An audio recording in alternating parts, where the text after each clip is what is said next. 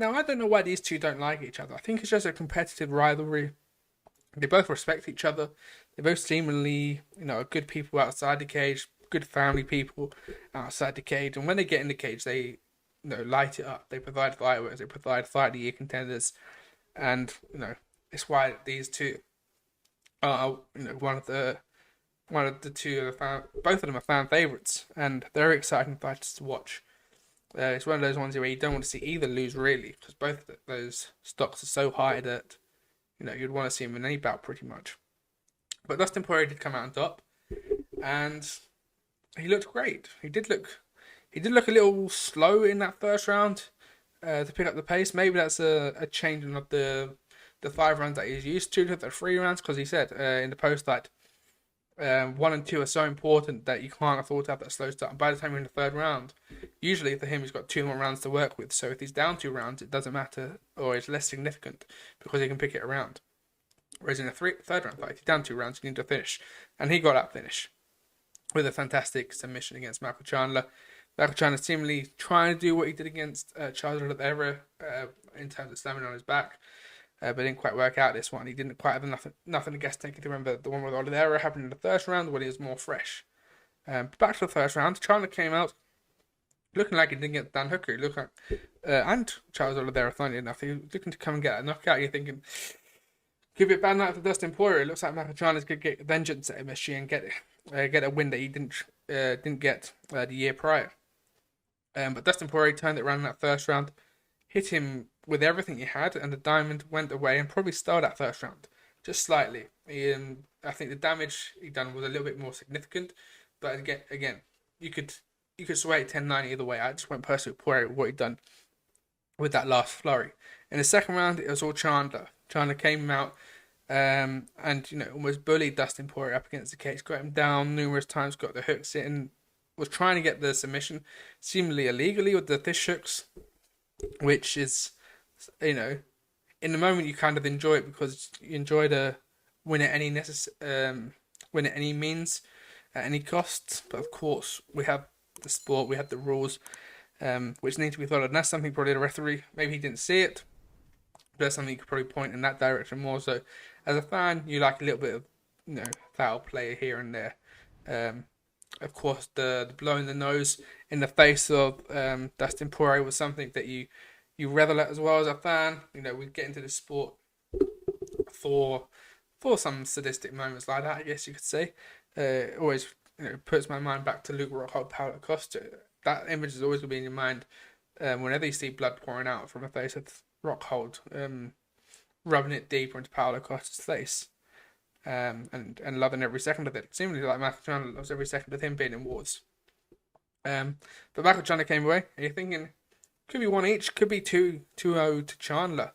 And the 3rd round, again, it was almost, everyone was building up as advertised as it's going to be the same as Justin Gaethje fight. And you're thinking, is it possible? And they made it absolutely possible. Of course, this one didn't go the distance like Gaethje. And Poirier got the result, and he looked fantastic. And again, he's back in title contention now with Michael Chandler, of course, fighting Alex Volkanovski at 284. There's going to be a new champion and a new landscape. And if Volkanovski wins that, albeit I think that's not a stretch, but I think the more favourable win and bet would be Michael Chandler after his performance against Oliveira. But if Volkanovski wins, Volkanovski versus Poirier is an absolute war. And again, I'd almost edge towards Poirier just because he's a little bit bigger. But again, you can't not with Volkanovski. But yeah, I think he's the number 1 contender again, in my opinion. I know he's had 2 title fights already and come out 0-2, been submitted both times. But I do think he's at the top of his game right now. And that's something that's that maybe was questioned with the diamond going into this weekend. Does he still have it in him? Does he still have that resilience? Does he still have that heart to become a champion? Because he's been 0-2. Is he going to not fall by the wayside, but fall down the rankings perhaps? And is Michael Chandler going to be, maybe someone that we look at, going back into the win column? or building on the win from Tony Ferguson. But obviously Dustin Poirier gets the win. And as I just said, I think he's the number one contender again. He looked fantastic. Um, he's clearly still got a fight in him. He's still got the pedigree to be at that caliber. And there was a lot of talk about him fighting Dariush. Unfortunately, similar to Arnold Allen, Dariush has been on a fantastic run, but he just doesn't quite get that edge, doesn't get that spark and get that fire going when he speaks on the mic, like a Chandler does, like a Poirier does, like a Justin Gaethje does. And I think it's time for Dustin Poirier versus Justin Gaethje too. Both of these two want that title fight. Both of these two are almost on their final title run, in my opinion. Now, maybe the matchup is a bit silly because you burn one of those title runs, whereas you can have them running simultaneously if you make them fight Dariush and Oliveira. But both of them got submitted convincingly by Oliveira, so it's hard to put forward the case for that fight. Dariush, unfortunately, isn't the name that Poirier or Gaethje would want. I don't think either of them turned down that fight, but it's not the most desirable name in that division at the moment. I think an RDA would be more drawn to by both Dustin Poirier and Justin Gaethje, being a former champion, being a legend of the sport, than an upcomer like Dariush. So I would book Poirier versus Gaethje too. It's been a while since we've seen that fight. Both of them have developed a long way, and Justin Gaethje is going to come back early 2023. Stick him in there with Poirier and let's see winner gets the next title shot. I'd be down for that all day long. And I'd put Oliveira in there with Dariush as well. I think that would be an interesting fight also. For Michael Chandler, he's in there at the top of the rank, top of the list for the Conor McGregor return fight. Now, of course, McGregor isn't going to be coming back until June, July, because he's got to go for the testing pool with the USADA. So we're not going to see him return until the midpoint of the year. Probably an international fight week we'll see him come back.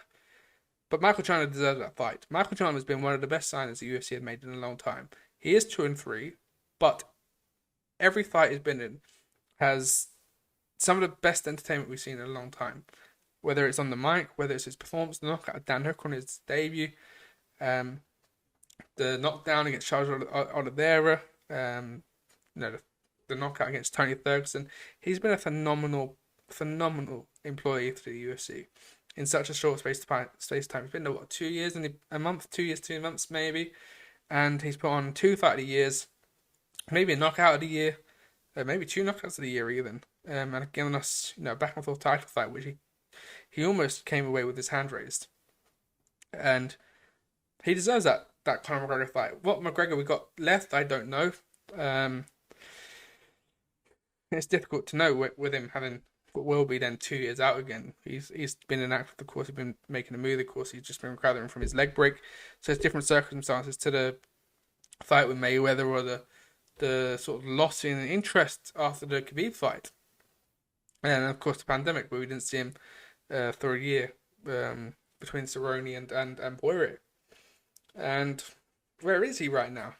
Of course, that fight can happen at 170, which I think for Chandler is probably not a great idea, but it's a good idea because he's been through a few wars, especially at 155, so there's not a need, especially with the title not on the line or title contention on the line against McGregor. Fight at 170, it doesn't do too much difference fighting down at 155, albeit maybe officially in the ring because it has a little bit of a credibility to it. But I'd be happy with McGregor, Chandler, 170. Absolutely. Of course, we've got RDA down there. He's going to be looking behind him with the losses and being 2-3. Dan Hooker, of course, he's already beat Dan Hooker, so that's not going to happen. Gamrot, maybe. Chandler versus Gamrot would be tuned in. We'd all watch that, former KSW champion versus a former Bellator champion. That would be interesting to watch. You got Thizaev there, of course. You got Arman Sarukian.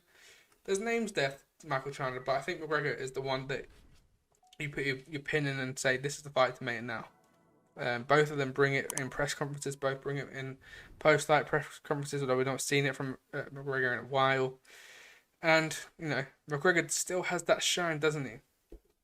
And Chandler deserves it, in my opinion, for what he's done for the UFC, what he's done with the UFC, and what he's done in his whole career, to be honest. So, yes.